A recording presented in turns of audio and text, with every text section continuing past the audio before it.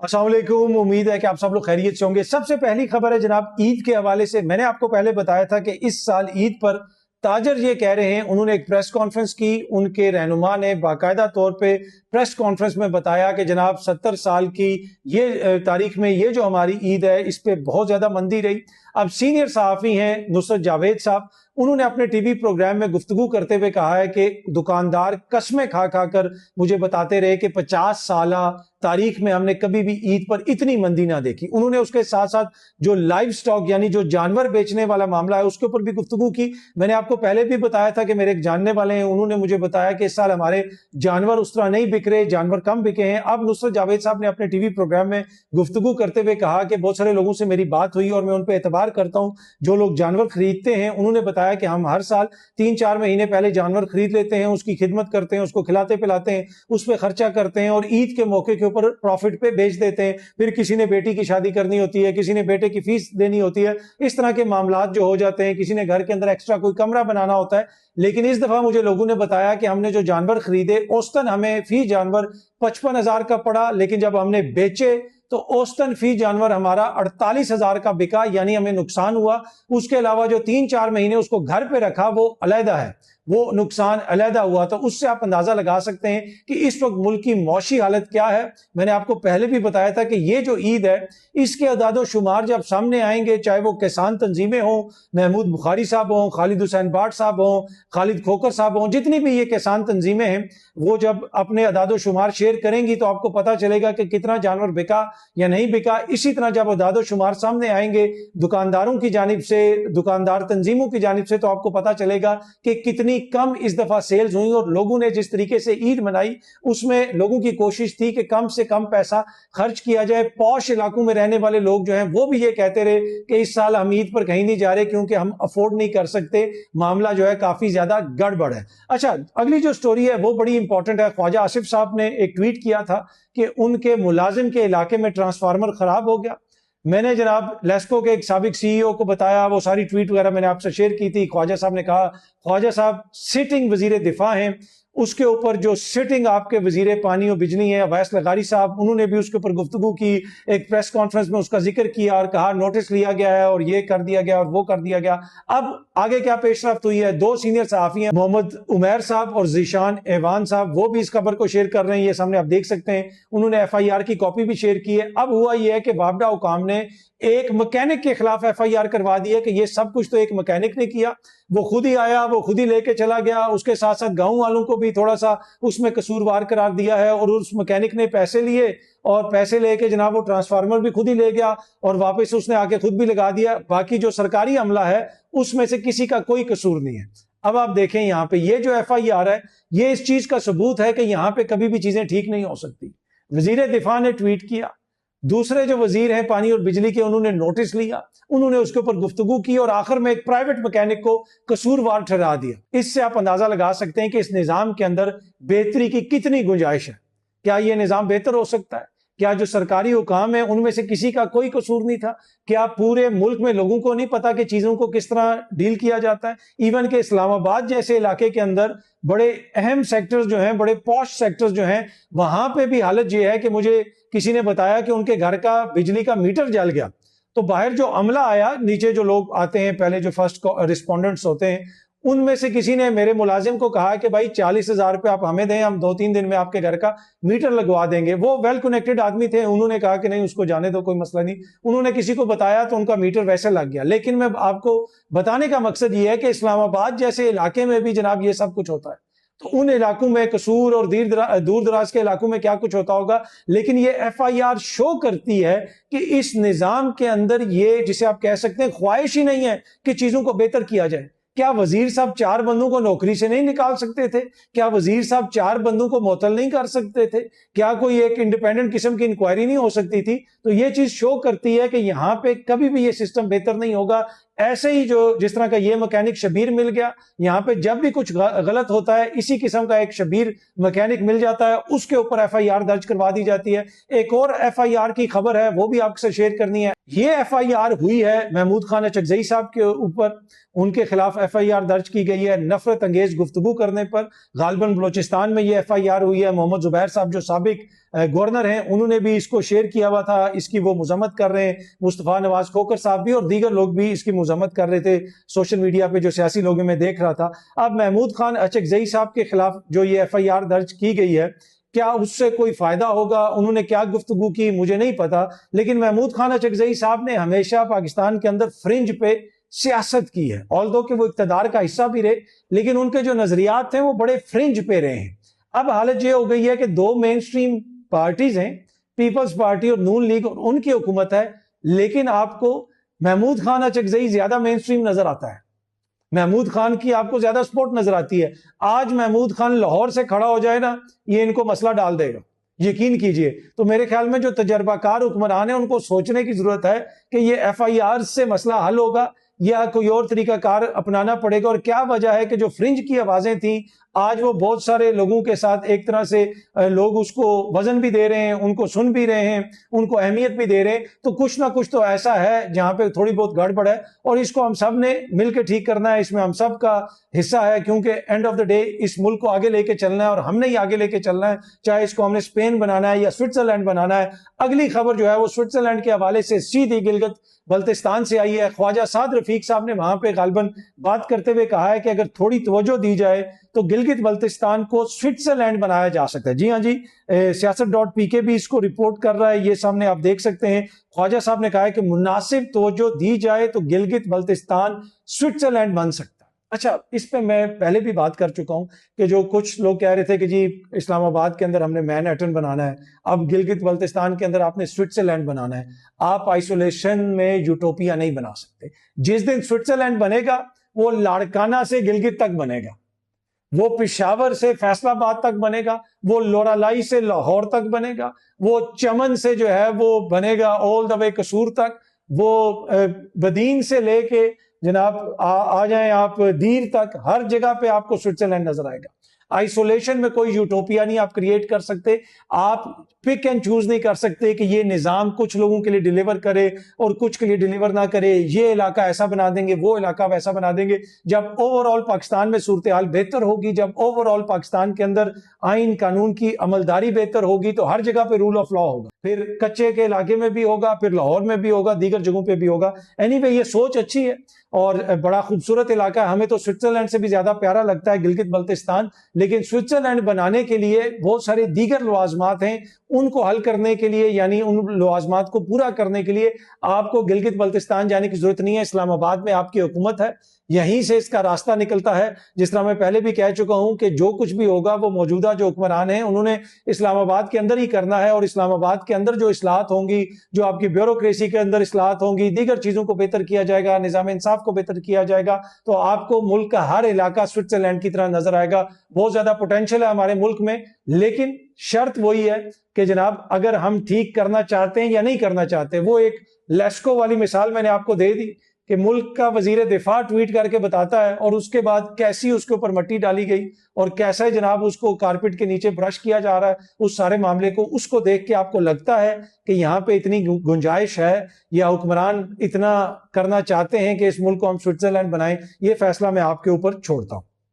اب اس سے بڑی خبر یہ ہے کہ جو سوئٹزرلینڈ بنانے جا رہی ہے نون لیگ، وہاں پہ آج ایک روزہ دورے پر غالباً نواز شریف صاحب بھی جا رہے ہیں۔ گزشتہ روز مریم اورنگزیب صاحبہ نے ٹویٹ کیا تھا کہ پاکستان مسلم لیگ نون کے صدر جناب محمد نواز شریف کل منگل کو یعنی آج گلگت بلتستان کا ایک روزہ دورہ کریں گے۔ اپنے دورے کے دوران قائد محترم پارٹی رہنماؤں اور پارٹی ٹکٹ ہولڈر سے ملاقاتیں کریں گے، گلگت بلتستان میں انتخابات اور عوام کی ترقی کے حوالے سے تبادلہ خیال کریں گے۔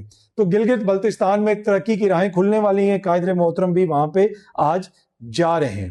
اب گلگت بلتستان کے جو الیکشنز ہونے ہیں ان کے اوپر بہت سارے تحفظات کا اظہار کیا جا رہا ہے۔ PTI یہ کہہ رہی ہے، کوئی یہ کہہ رہا ہے جی ہمیں یہ خدشہ ہے، وہ خدشہ ہے، مبینہ طور پہ دھاندلی ہو سکتی ہے، وہ ہو سکتی ہے، ایسے ہو سکتا ہے، ویسے ہو سکتا ہے۔ اسی طرح 2024 کے جو انتخابات تھے اس کے حوالے سے بھی بہت زیادہ تحفظات کا اظہار کیا گیا۔ PTI نے شکایت بھی لگائی، سپریم جوڈیشل کونسل میں ایک ریفرنس بھی بھیجا گیا چیف الیکشن کمشنر صاحب کے خلاف۔ اب خبر یہ آ رہی ہے، یہ سامنے آپ دیکھ سکتے ہیں، سپریم جوڈیشل کونسل نے PTI کی چیف الیکشن کمشنر کے خلاف شکایت خارج کر دی۔ سابق سیکرٹری جنرل عمر ایوب نے شکایت ارسال کی تھی۔ کونسل نے عمر ایوب کو بذریعہ خط آگاہ کر دیا. تو یہ معاملہ تو کلیئر ہو گیا جی, صاف شفاف الیکشن ہوئے تھے, سپریم جوڈیشل کونسل نے وہ جو درخواست تھی اس کو خارج کر دیا. تو یہ تو بحث اب ختم ہو گئی, آئین اور قانون کے مطابق سب کچھ ہوا تھا, اور اسی طریقے سے اب آئین اور قانون کے مطابق ہی سب کچھ گلگت بلتستان کے اندر بھی ہوگا. اور آپ کو تو پتا ہے 70-78 سال سے ہر چیز آئین اور قانون کے مطابق ہی ہو رہی ہے, اچھی بات ہے, اسی طرح قومیں ترقی کرتی ہیں. اچھا جی, اگلی جو خبر ہے یہ بڑی انٹرسٹنگ ہے. خبر یہ ہے کہ جی قومیں تو ترقی کرتی ہیں, اس میں ہم حکمرانوں کے اوپر بھی تنقید کرتے ہیں, ہم سیاسی جماعتوں پہ بھی تنقید کرتے ہیں, ہم اسٹیبلشمنٹ پہ بھی تنقید کرتے ہیں, عدلیہ پہ بھی تنقید ہوتی ہے, دیگر اداروں پہ بھی تنقید ہوتی ہے, لیکن ہمارا اپنا کیا کنڈکٹ ہے؟ ہم کوئی اپنا کردار ادا کر رہے ہیں کیا؟ ہم وہ سب کچھ کر رہے ہیں جو ہمیں کرنا چاہیے؟ ایک تو جو سینس آف سیلف انٹائٹلمنٹ ہے ہماری قوم کے اندر, وہ اتنا زیادہ ہے کہ بھائی ساری دنیا میرے کام کرے گی, وہ یہ ہو گیا وہ ہو گیا, جی ہمارا بچہ ادھر گر گیا تو ادھر گر گیا تو وہ لوگ نہیں پہنچے. بھائی اس بچے کو سنبھالنا آپ کی بھی ذمہ داری ہے, آپ نے اکیلا بچہ گلی میں کیوں چھوڑ دیا؟ دیکھیں نا, کچھ چیزیں ہمیں بھی دیکھنی ہوں گی. اب کل میں ایک ویڈیو دیکھ رہا تھا اور سوشل میڈیا پہ کسی نے بڑی وہ ویڈیو شیئر کی اور بڑی شکایت لگائی. یہ سامنے آپ دیکھ سکتے ہیں, یہ ایک ٹیوب ویل ہے, آئی ڈونٹ نو اب یہ کتنا گہرا ہے, اس میں بڑی تیزی سے پانی آ رہا ہے. کسی شخص کا پرائیویٹ یہ ٹیوب ویل ہے اور اس کی اپنی زمین ہے, اس نے اس کے اوپر خاردار تار لگائی اور ایک بندہ ویڈیو بنا رہا ہے. دیکھیں جی یہ کتنا ظالم آدمی ہے, اس نے ٹیوب ویل کے اوپر تار لگا دیا ہے, یہاں پہ آ کے بچے نہاتے تھے, اب بچے نہا نہیں سکتے. جب میں نے وہ ٹیوب ویل دیکھا اور اس ویڈیو کا اگلا حصہ بھی دیکھا کہ وہ پانی کدھر کدھر جا رہا ہے, وہ اتنی خطرناک چیز ہے کہ وہاں پہ کوئی بھی بچہ ڈوب سکتا ہے. دوسری بات یہ ہے کہ وہ پرائیویٹ اس کی زمین ہے, پرائیویٹ اس کا ٹیوب ویل ہے, وہ آگے سے زمینوں کو پانی لگا رہا ہے کہ یا پھر وہ آپ کے نہانے کے لیے یا آپ کے بچوں کے نہانے کے لیے.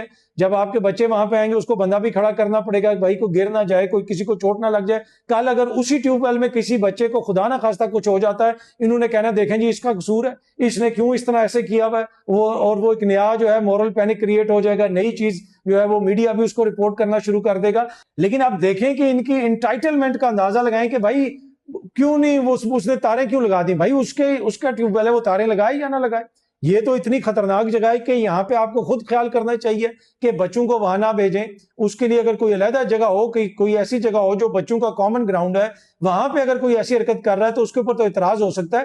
لیکن جس قوم کا یہ عقل اور شعور ہے کہ جناب وہ اتنی خطرناک جگہ پہ جس مالک نے تاریں لگائی ہیں تاکہ کوئی کسی بچے کو چوٹ نہ لگے, کوئی ڈوب نہ جائے, کسی کے سر پہ چوٹ نہ لگ جائے, اتنا تیز پانی آ رہا ہے, ادھر وہ اس کو ایز اے ظالم پیش کر رہے ہیں اور نیچے بھی لوگ کہہ رہے ہیں جی بڑا ظالم ہے. تو یہ جو ہے نا ہماری قوم کا اور ہم سب کا یہ رویہ, اس کے اوپر بھی ہمیں دیکھنے کی ضرورت ہے. اور پچھلے دنوں بھی میں نے آپ کے ساتھ ایک چیز شیئر کی تھی کہ ایک بندے نے ویڈیو شیئر کی ہوئی ہے کہ جی یہ سامنے ایک بہت بڑے آدمی کا فارم ہے, ادھر ہم رہتے ہیں, اس کے باغ ہیں, اگر ادھر ہمارے مہمان کوئی آ جائیں اور پیشاب کرنے چلے جائیں اس کے باغ میں, جس ادھر اس نے پودا لگایا ہوا ہے, رزق لگایا ہوا ہے, جو وہ آم بیچتا ہے, اگر ادھر جا کے ہمارے لوگ پیشاب کریں تو وہ ناراض ہوتے ہیں. دیکھیں کتنا بڑا وہ فرعون ہے. بھائی ادھر پیچھے بھی زمین خالی تھی, وہ جو ویڈیو بنا رہا تھا, ادھر پیشاب کرنے چلے جاؤ یا اپنے گھر میں کر لو. تو وہ ایز اے اس نے بنائی ہوئی تھی ویڈیو کہ دیکھیں جی وہ کتنے ظالم ہیں. تو یہ جو ہے نا سینس آف سیلف انٹائٹلمنٹ کہ بھائی پوری دنیا ہمیں وہ کرتی ہے, آپ ہماری مدد کریں, ہماری یہ کریں, جب تک آپ کا یہ رویہ رہے گا کبھی بھی آپ ترقی نہیں کر سکتے. یہ بھکاری جو مائنڈ سیٹ ہے اس سے باہر نکلنا ہے. اسی وجہ سے دنیا بھر میں ہم جا کے اپنی بھی عزت کرواتے ہیں, خاص کر مشرق وسطیٰ کے ممالک میں آئے روز وہاں پہ جو بھکاری پکڑے جاتے ہیں ان کا تعلق کدھر سے ہوتا ہے, کس ملک سے ہوتا ہے, مجھے آپ کو بتانے کی ضرورت نہیں ہے, متعدد بار پہلے بھی ہم اس پہ بات کر چکے ہیں. آج جی عمران خان صاحب سے ملاقات کا دن ہے. اڈیالہ جیل کے باہر بڑی رونق لگنے والی ہے. سہیل آفریدی, تمام پاکستان تحریک انصاف ادھر آئے گی. سہیل آفریدی کے ساتھ ان کے منسٹرز بھی ہوں گے, خان صاحب کی بہنیں بھی ہوں گی. اچھا, اب مجھے یہ بتایا گیا, گزشتہ رات کو تحریک انصاف کے ایک رہنما سے میری بات ہو رہی تھی, میں نے ان سے پوچھا کہ آپ لوگ جائیں گے؟ انہوں نے کہا جی ہر حالت میں جائیں گے, لیکن اس وقت ہمیں پیغامات بھجوائے جا رہے ہیں کہ سہیل آفریدی نہ جائیں, کیونکہ جب سہیل آفریدی جاتا ہے تو وہ ایک صوبے کا چیف ایگزیکٹو ہے, اس کو روکنا اتنا آسان نہیں ہوتا. تو اس وجہ سے خواہش یہ ہے کہ سہیل آفریدی نہ جائے. ان سے رابطہ کرنے کی کوشش کی جا رہی ہے. پارٹی کی کچھ قیادت کو حکومت کی جانب سے یہ پیغامات بھیجے گئے ہیں کہ بھائی آپ اڈیالہ نہ جائیں. تو آگے سے یہ کہا گیا ہے کہ خان صاحب کو ہسپتال شفٹ کر دیں, تو ہم نہیں جاتے. تو یہ ساری پیغام رسانی تو چل رہی ہے, لیکن اب تک کی خبر یہی ہے کہ سہیل آفریدی صاحب اڈیالہ جیل جائیں گے, ان کے ساتھ دیگر لوگ بھی ہیں. پھر دیکھنا یہ ہے کہ کیا ادھر ان کی کوئی ملاقات मुलाकात होगी या मुलाकात नहीं होगी। अब एक लिस्ट भी सामने आ गई है जो पाकिस्तान तहरीक इंसाफ की जानिब से जारी की गई है, ये सामने आप देख सकते हैं। इसमें डॉक्टर बाबर अवान का नाम भी है, अली एजाज भुट्टर का नाम भी है, दीगर जो इनके सीनियर वकला हैं उनके नाम भी हैं। ये सारे लोग आज खान साहब से मिलने जाएंगे, खान साहब की बहनें भी जाएंगी, और फिर पाकिस्तान तहरीक इंसाफ का जो वर्कर है और खुसूसन उनके MPA, MNA, सेनेटर हजरात, वजीर आला, ये सब लोग वहां पे जा रहे हैं। लेकिन उससे पहले जिस तरह मैंने आपको कहा कि गुज़िश्ता रात से ही राब्ते शुरू हो चुके हैं और कोशिश ये है कि सोहेल अफरीदी को कायल किया जाए कि वो अडयाला जेल ना जाए, लेकिन उसका जवाब एक ही है कि भाई इमरान खान साहब को आप अस्पताल शिफ्ट कर दें, उनकी फैमिली की ख्वाहिश के मुताबिक तो हम नहीं आते, हम उधर इसीलिए आ रहे हैं कि ताकि हुकूमत पे दबाव डाला जाए कि खान साहब का इलाज करवाया जाए और उनको अस्पताल शिफ्ट किया जाए। अच्छा, ये जो मैं कल एक वीडियो देख रहा था, हमारे जो नॉर्दर्न एरियाज हैं जिनको हमने स्विट्जरलैंड बनाना है, वहां पे जो आवाम गई भी है, किसी ने वीडियो शेयर की भी थी, ये उसके एक दो स्क्रीनशॉट्स हैं। इतना गंद आवाम फेंक के आती है, हम लोग इतना गंद फेंक के आते हैं, मैं आप हम सब ही है ना, हम ही जाते हैं ना, कोई बाहर से तो कोई नहीं आता। मेरे ख्याल में अगेन ये सिविक सेंस की जो है बहुत ज्यादा कमी है, हमें देखने की जरूरत है। अपने मुल्क को हमें ऐसा गंदा करने की जो है कतन जरूरत नहीं है, इस पे तवज्जो देने की जरूरत है। सियासतदान इसको स्विट्जरलैंड कब बनाएंगे वो तो बाद की बात है, लेकिन इतना तो हम कर सकते हैं ना एज ए कौम कि वहां पे कचरा ना फेंकें। बचपन से हम सुनते आ रहे हैं कि सफाई निस्फ ईमान है, तो इसके ऊपर थोड़ा सा हमें अमल करने की भी जरूरत है। अच्छा जी, ट्रंप ने ये कहा है कि जी मेरी हिजबुल्लाह से भी बात हो गई है, इसराइल से भी बात हो गई है, और अब दोनों जो फ्रीक हैं एक दूसरे पे हमले नहीं करेंगे। अब मैं पहले भी आपको कह चुका हूं कि इस खबर पे हम मैं ज्यादा बात नहीं करूंगा, जिस दिन मुआहदा हो जाएगा उसके बाद हम इस पे बात कर लेंगे। आए रोज वो ट्रंप एक बयान देता है, ईरान दूसरा बयान देता है, अमेरिका तीसरा बयान देता है, इसराइल कोई और बात करता है और बात घूम फिर के उधर ही आ जाती है। बाकी ये जरूर है कि कुछ सहाफी जो हैं उन्होंने 5-6 दफा से भी ज्यादा खबर ब्रेक कर चुके हैं कि मुआहदा हो गया, और उसमें नून लीग की क़यादत और नून लीग की हुकूमत को वो फुल क्रेडिट देते हैं और बेहतरीन किस्म का वो बयानियां बनाने की कोशिश कर रहे हैं। लेकिन हमारी उम्मीद यही है कि जो पाकिस्तान का अच्छा किरदार है उसके नतीजे में ये मुआहदा हो जाए। आखिर में एक और अच्छी खबर है, एयरपोर्ट से मुतल्लिक बड़ा फैसला किया गया है। कल रात को मिडनाइट के करीब ये खबर दी गई सुनो न्यूज की जानिब से। खबर ये है कि DG पाकिस्तान एयरपोर्ट जो एयरपोर्ट अथॉरिटी हैं, air vice marshal Zeeshan Saeed साहब, उन्होंने ये फैसला किया है कि मुल्क भर के जो गैर फाल एयरपोर्ट्स हैं उनको फाल किया जाए। अब मुल्क में मुख्तलिफ जगहों पे ऐसे एयरपोर्ट्स हैं जो उस तरह एक्टिव नहीं है, उस तरह फाल नहीं है। ये बड़ा अच्छा फैसला है। देखिए, दुनिया भर में एक शहर से दूसरे शहर जाने में लोग सफर करते हैं, जाने के लिए लोग सफर करते हैं, जहाज का सफर करते हैं, छोटी छोटी एयरलाइंस चलती हैं। मुझे तो हैरत हुई जब मुझे एक दफा इस्लामाबाद से लाहौर जाना था, तो पता चला कि इस्लामाबाद से लाहौर डायरेक्ट कोई फ्लाइट ही नहीं जाती, पहले आपको कराची जाना पड़ता है। तो क्यों ना ऐसी फ्लाइट्स हों जो यहाँ इस्लामाबाद से फैसलाबाद जाएं, लाहौर से पेशावर आए, पेशावर से इस्लामाबाद आए, इस्लामाबाद से जनाब कोयटा जाए, बहुत पूरा एक नेटवर्क हो। और यकीन कीजिए कि अगर ये सारे एयरपोर्ट्स फाल होंगे और इस तरह का एक माहौल बनेगा, उससे बिजनेस को भी फायदा होगा, उसमें ट्रैवलिंग का भी फायदा होगा। अभी पिछले दिनों में किसी से बात कर रहा था, वो ईद की छुट्टियों पर वो भावलपुर गया हुआ था बंदा, और उसको तकरीबन आने जाने का कोई 10-1 हज़ार का टिकट पड़ा। वो ये कह रहा था कि जितना मेरा 2 दिन जाया हो जाते, अगर मुझे एयरलाइन के ऊपर 15-16 हज़ार का भी टिकट पड़ जाए तो मैं उस पर भी जाने के लिए तैयार हूं, इवन 20 हज़ार पे भी जाने के लिए तैयार हूं, कि टाइम इतना ज्यादा बच जाता है। तो जब आपकी फ्रीक्वेंसी ज्यादा हो जाती है, मुसाफिर बसों की तरह ज्यादा उसमें आना शुरू हो जाते हैं, तो किराए ऑटोमेटिकली कम हो जाते हैं। लेकिन उसके लिए जरूरी है कि जो गैर फाल एयरपोर्ट्स हैं उनको फाल किया जाए। बहुत जल्दी आप सब दोस्तों से दोबारा मुलाकात होगी। Thank you very much.